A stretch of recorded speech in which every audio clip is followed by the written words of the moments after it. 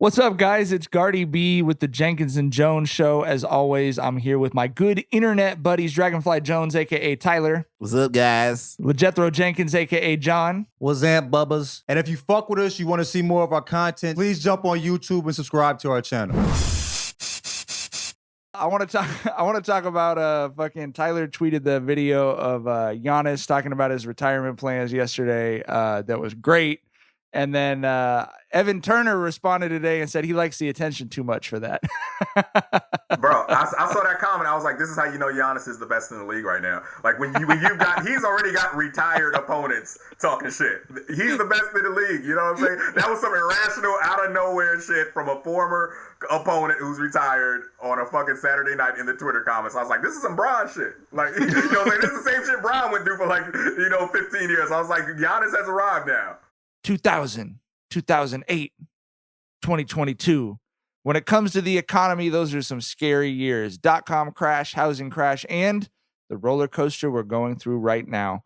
One thing is certain, it's a dangerous time to not know your numbers, but over 31,000 businesses have the confidence and clarity they need because they rely on NetSuite by Oracle, the #1 cloud financial system. I run a small business, a nonprofit.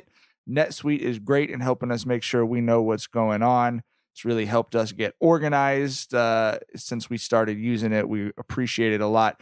NetSuite gives you visibility and control of your financials, inventory, HR, planning, and budgeting so you can manage risk, get reliable forecasts, and improve margins. Everything you need all in one place. So, how do you prepare for uncertain times? The answer, NetSuite.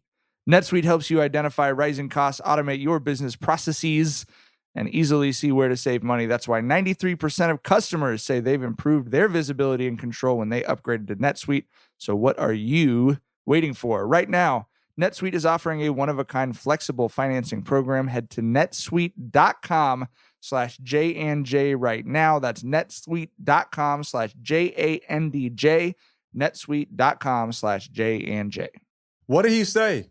What did Giannis say? What did Giannis say? Giannis said that his retirement plan is that, he'd been on a vacation where no one knew who he was and he really enjoyed it. And that his plan when he retires is to just disappear. He said, like, Tim Duncan. Where is Tim Duncan? Like, he's on the Spurs bench, by the way, Giannis. Right. Yes. We get the sentiment. We get it. And but the thing is, he should know where Tim Duncan is. Like, he plays the Spurs a couple times a year, right? You know what I'm saying? Like, but Tim just be coaching and going home, be bro. chilling in big ass That's pants, it. bro. Fuck it, you know what I mean? My home was I forget exactly who saw Giannis, but they were at the airport, LAX. Giannis was going through check with his family and his wife, going through getting checked like he wasn't Giannis, like going through security, like regular going through security, dog, like not through the back or tarmac, none of that shit. Like, right. Giannis Antetokounmpo walked through the front of the fucking airport. What's weird, I think Giannis doesn't know he's Giannis, though. You know what I'm saying? Maybe going on that vacation by himself, like, oh, wow, this is what it is to be normal. Like, you know what I'm saying? Like, or whatever. Maybe he didn't realize he wasn't normal. I don't know. He definitely shouldn't be risking a fucking neck or back injury by bending his body into a 45-degree angle to fit through the security scanners at fucking LAX. I'll say that. I think part of it, I mean, he's talked about it a little bit, and it was in his biography a little bit as well. Like, just because of the way he grew up, he just doesn't like spending extra money on anything seems sort of like sacrilegious to him. You know what I mean? So they were talking about that. Like, he really does still, someone made the joke. It was like, that thing went viral by him bringing water bottles home, but he still does that. He still does that now. I remember there was a video when Oprah asked Will Smith, where would he have to be comfortable? And it was some insane amount of money. He was already worth $200 million, and he was wasn't moving. But he said because he grew up, he's he just never wants to go back to not having shit, bro. He just it's I don't know, bro. So as much as he's worth, some things are hard to let go, man. You don't forget certain memories. You feel me? So it makes sense. I was just thinking about that. I mean, Shar and I, this is the going from broke boy to lower middle class equivalent. It took me a long time to stop buying the 99-cent shampoo.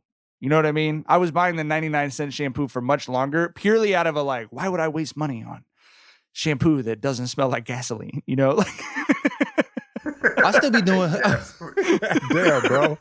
That's what we was that on. little weak ass like Suave coconut shampoo. Hey, that's good money, dog.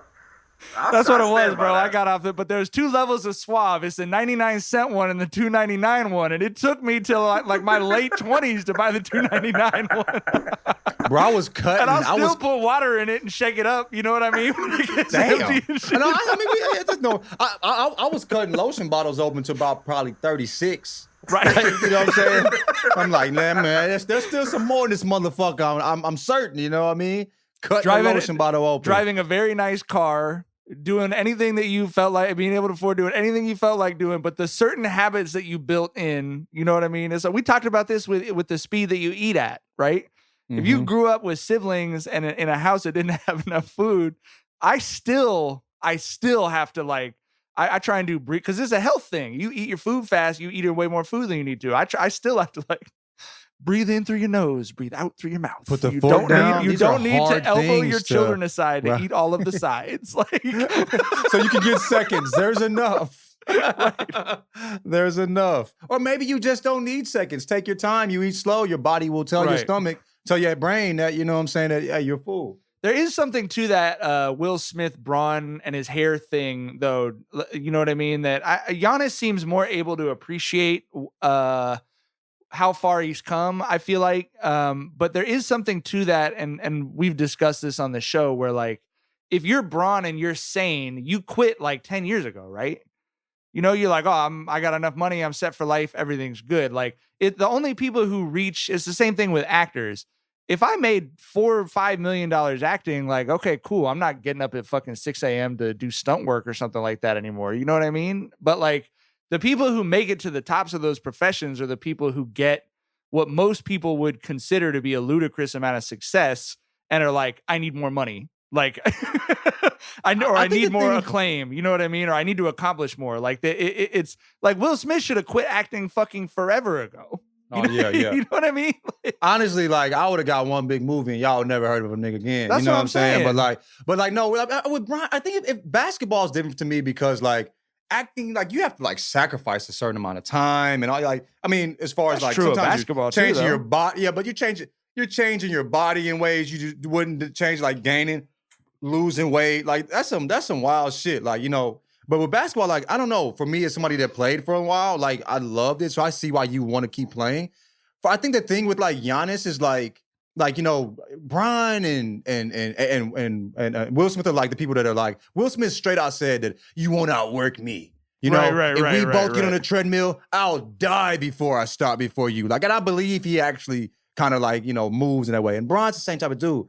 Fucking Giannis just works. You hear about the shit Giannis does. Giannis don't ever talk about it. You know what I mean? I think he just has a straight up joy for the game and just goes and fucking works hard because he likes it, not because he's trying to outwork anybody. He just loves playing basketball. So I think that's why they kind of it just feels different with them. Like, I think like there's goals that fucking Bron and Will Smith have today. You know, Giannis has goals, but I think like Giannis is just good because he likes playing basketball and just works hard because he enjoys playing basketball.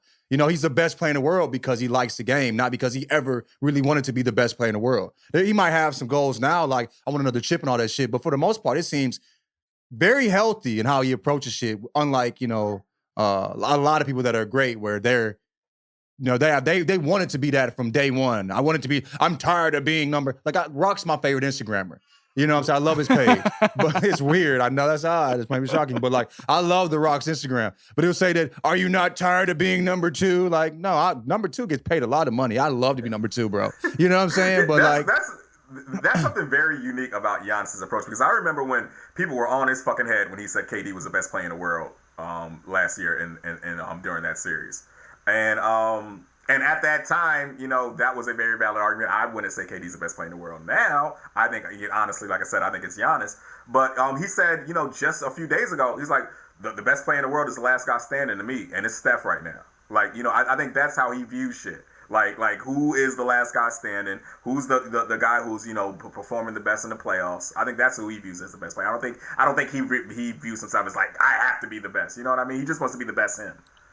And I think like, if I'm him, that's Like, that's fine. That's such a healthy way to approach it. Where, like, you know what I mean? Like, I'm just gonna be the best I can be. The best he can be is the best player in the world. I don't give a fuck what he says. I mean, I do care what he says. I like Giannis a lot, but like, also, Giannis, you're wrong. You're the best player in the fucking world. Yeah. See, you know, Steph Curry, top 5 best players in the world. You the best player in the fucking world. You know what I'm saying? But yeah, I think he feels that way. Like he's like, yo, KD's the best player in the world. I saw KD put up 60 right in front of me. That's the best player in the world to me at that moment. And I think him being the second or third best player, it's not a bad. He understands it's not bad. There's nothing bad about that. You know what I mean? So most people like him don't understand that. Yeah, you know what I mean? Like they got on his ass during that series too, when he was like, "Yo, we're feeding Middleton when it's crunch time. He has been great this postseason when you know shit's coming down to the wire. So we're giving him the rock." And people got on his ass about that. Like, he doesn't care about that narrative bullshit. You have to be the alpha dog or Batman Robin shit. He doesn't give a fuck.